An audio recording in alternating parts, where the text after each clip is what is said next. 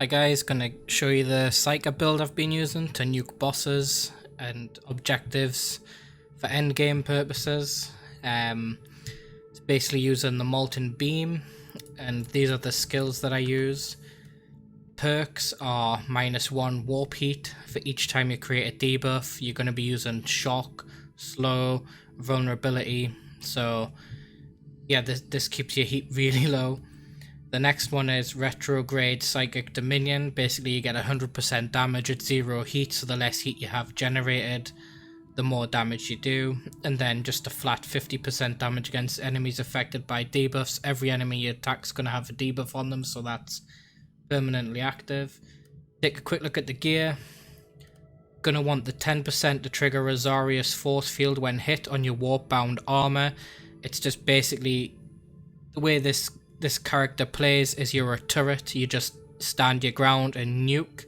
You don't kite, you don't move, you just kill them before they kill you basically, and this really helps.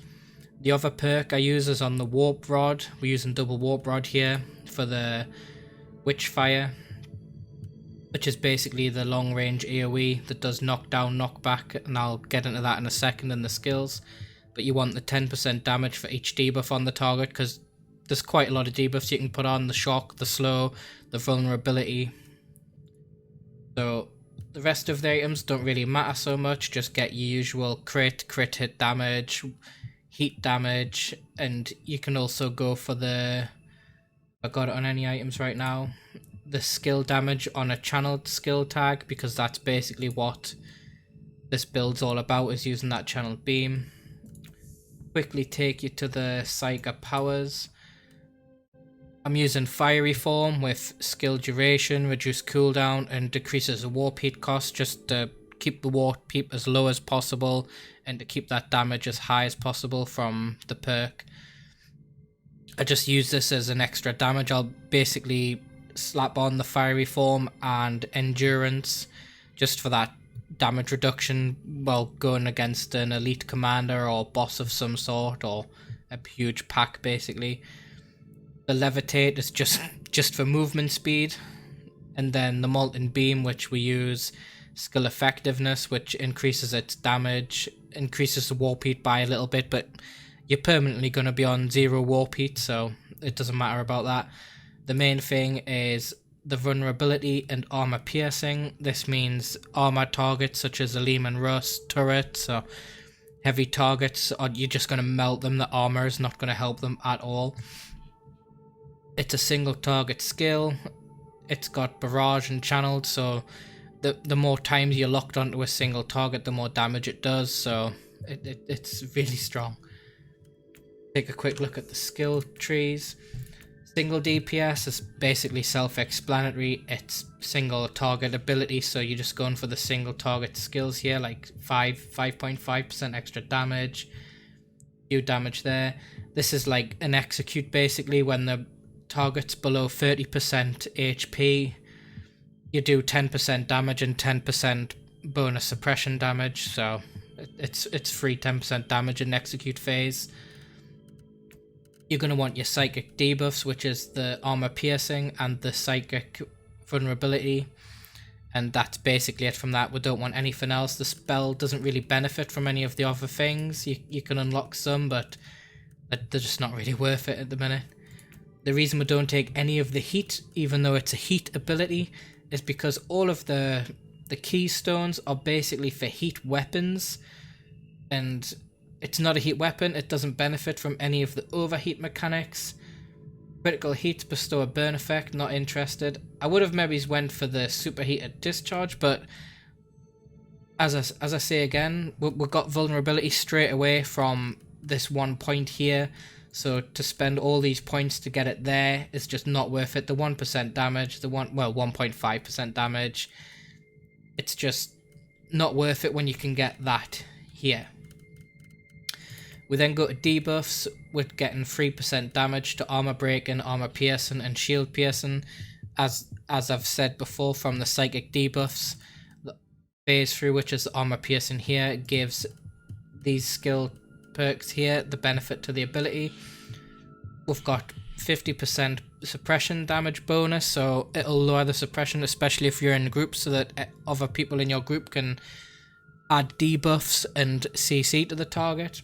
We've also got targets affected by knockdown and knockback suffer a 20% damage penalty for 10 seconds. That's basically, if there's a huge group of mobs, you drop the Witchfire, which will knock them down. Everything that doesn't have suppression will be knocked down. If they've got suppression, they'll need to be in yellow or red zone to be affected by that. But basically, if there's a huge amount of enemies and you hit them with the Witchfire, it'll knock them down, so they'll have 20% reduced damage for 10 seconds. Rest one suppression damage. We've got -1 warp heat for every debuff, just to keep your warp heat as low as possible. I don't believe these are working right now, but they're in for a patch this week. Grants 1% damage bonus for each debilitating effect on the target. Stacked vulnerabilities are counted as well, so that'll be your slow, your shock, your knockdown, your vulnerability, so just flat damage increase. Love it. Support, we've gone for Invigorating Faith, which every point of warp heat gained heals you for 0.5% maximum HP. Just when you're activating your fiery form or your other ability, it will give you a little bit of a heal, basically 3 HP heal. Hit points, just up to regenerate suppression if your character's below 50% HP. The Inoculator perk, when you get below 25% HP, it resets the cooldown. We've got here 25 suppression resist for every warp heat point lost. As you see before, we've got when you do a critical attack or when you do a debuff on the target, you are going to -1 warp heat, so you're going to keep your suppression going up. We've got for every 10 HP healed, your character gains 1 suppression point. We've got it here, when you heal a character, when you deal a crit, you heal, so you're also gaining suppression, so it's just to keep you topped up, basically. And we have 1 point here, which incoming warp damage has 10% to heal you. Because these aren't currently unlocked in game yet, I'll probably put it into this perk here. Taking any damage creates a blood focus effect that bestows 5% damage for 1 second. Or the other alternative is each killed enemy creates a Harvester's Soul bonus 10 times that bestows 10% critical hit strength. A successful crit removes all resistances of Harvested Soul.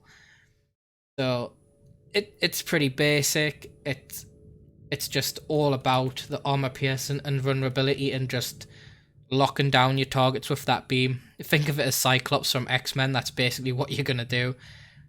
And I don't take anything from movement because we've got Levitate, and I feel that's way fast enough. When I'm playing in group, I just take off from the other player. Like, yeah, it's fast. It deals decent AoE. It's not as great AoE, but as you'll see from the gameplay, there's enough AoE to clear basic mobs, and then whatever's left, you just beam them down, and things just melt, man.